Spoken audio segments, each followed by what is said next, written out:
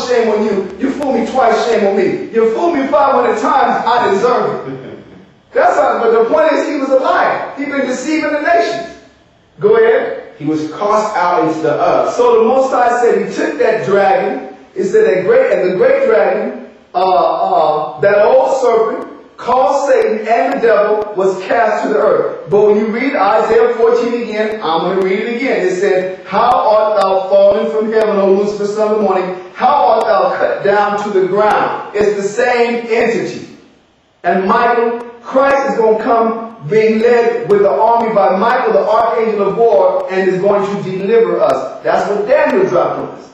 Alright, go ahead. And his angels were cast out with him. So when it says angels were cast out with him, it's talking about his people, man. I'm going to read that in Isaiah chapter 14 and verse 21. Prepare now. Once again, this is the same chapter. Verse 14 of chapter 14 of Isaiah. Verse 12, 3 verses. Verse 12, verse 16, and verse 21. How art thou cut down from heaven, O Lucifer, son of the morning? How art thou cut down to the ground, which didst weaken the nation? And the scriptures, in Revelation, it said, did he lie to the nation? What did it say? Yeah, it deceived the whole world. It said he deceived the whole world. So this one said he weakened the nation. Verse 16, they that see thee, talking about Lucifer, shall narrowly look upon thee and consider thee, saying, is this the man that made the earth to tremble, that did shake kingdom? Talking about the dropping of the bombs. But the point is, once again, and of course, you know, distastefully reiterating it, because this is getting ridiculous how many times I'm reading it, but it got to sink in. Okay, is this the man? Is this the man?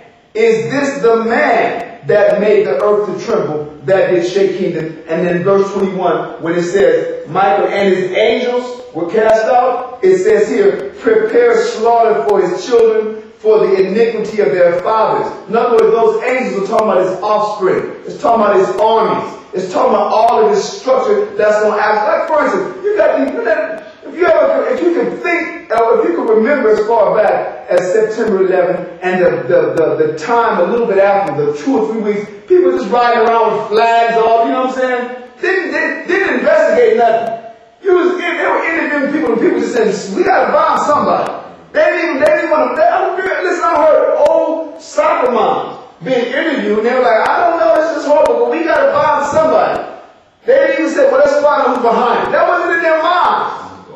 Somebody's got to die for this. Not the president. You know what I mean? Not all those people who were given calls and told number one not to fly, and those who didn't show up to work at the Trade Center that day. Those don't cross your mind, huh? So that's what the Lord said. The devil or Lucifer, or as I said, the dragon and his angels, they all have to die. Because they're all one. That's what Esau, that's where he gets his armies from among his population, from among his people. Okay? Go ahead. Was I reading? Yeah. Verse 21, prepare slaughter for his children, for the iniquity of their fathers, that they do not rise, nor possess the land, nor fill the face of the world with cities. Okay, now you can finish up once again, reiterating with this, you finished verse 9, right? Yeah. Read verse 10 now. Revelation chapter 12 and verse 10. Go ahead. And I heard a loud voice say in heaven, now is come salvation and strength. Hold on. He said he heard a loud voice in heaven saying, now is come salvation and strength. Now, let's find out where that salvation is. We're just going through the cycle of the same scriptures. Once again, brother, Daniel chapter 12 and verse 1. Now is salvation coming. Alright?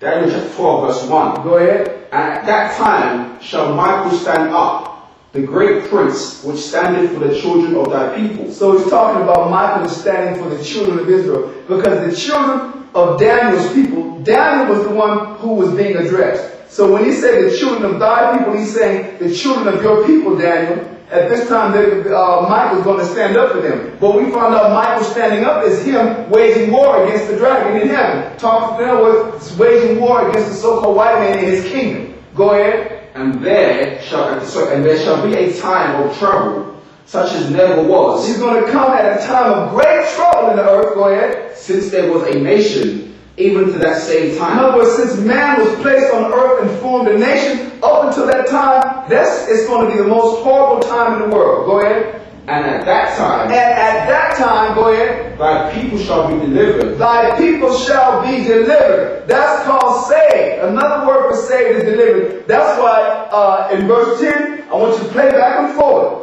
In verse 10 it said what? Now is what? Now is come salvation. Now is come salvation. Let's talk about the children of Israel. Oh, we're going to be like, now we being saved.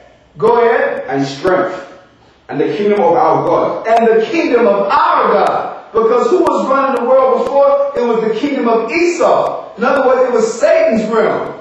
Go ahead. And the power of his Christ. Continue. For the accuser of our brethren. For the accuser, because that's what the word devil means. False accuser or slanderer. Go ahead. For the accuser of our brethren is cast down. Continue. Which accused them before our God. In other words, Esau literally have, in his dark occult, he have priests going before the Most High, accusing us of doing wrong. Of course, after having created a system that is conducive and that sets up that we do wrong.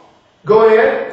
Day and night. Meaning he's constantly accusing us before the Most High, day and night. Is there more to that? No. Okay. So now from there, listen. This is the issue. All right. The whole concept of, quote, dying and going to heaven, that's all. When we die, and we're going to go through these topics in another, or those scriptures in another topic called reincarnation. It's going to give you an understanding of what is the dynamic of the spirits. In other words, we all dwell in the spiritual realm with the Most High. There's only one place to go after you expire out of this earthly tabernacle, and that's to the spiritual realm. But we stay there until it is appointed that we return and we will serve out our punishment or our compensation, either a punishment or a reward, depending on what we've done or what deed we've done in the previous life or multiple lives. So that's another topic. So when you read the scriptures, when it keeps talking about heaven or war in heaven, and then Michael cast the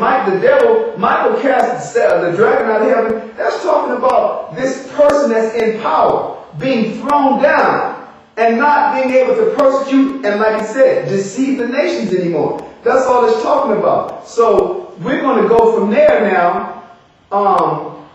With a show of fingers, how many minutes do we have? I would like to know that. Okay. We're going to start on the third use of the word heaven. Now, rehashing. Genesis talked about what? Talked about the heaven. In other words, it was the firmament that was used to divide what would be Earth's inner atmosphere from the outer atmosphere that we call space. And that firmament was given the name heaven. So it's talking about a covering, a protective covering. Today we call that in the house a roof, a ceiling. All right? Now, then we just did an extensive and exhaustive breakdown on the use of the word heaven, showing you that it's activity taking place within the realm of men. Remember, we started off with the kingdom of heaven concerning Israel. That when he said the heaven or the kingdom of God or heaven that Christ was talking about Israel being reestablished in the earth as a sovereign and dominant power. Then we went on to show you other aspects or other uses of the word heaven in the realm of men, talking about Esau's kingdom and all the other nations. That's what he keeps saying, the heavens and their armies, the nations and their armies, the heavens and their hosts. Okay? Interchangeable, describing the same entity, a kingdom and its military might. So now we're going to move on to the third use of the word heaven. And it refers to literally the spiritual realm, the dwelling place of spirits. That is neither up nor down, but it is just another dimension. Now, we say dimension, it might be the Most High may have, I'm sure a different word for it. But so that we could kind of use some word that can describe a dwelling place for men and something to be distinguished for that or those which cannot be seen, I'm using the term dimension. All right, a lot of times when I was coming up in the truth, the brothers would say the fourth dimension, as if you really could put a number on the spiritual realm. So I call it the spiritual realm. You can say the fourth dimension, you can say the 24th dimension. The point is,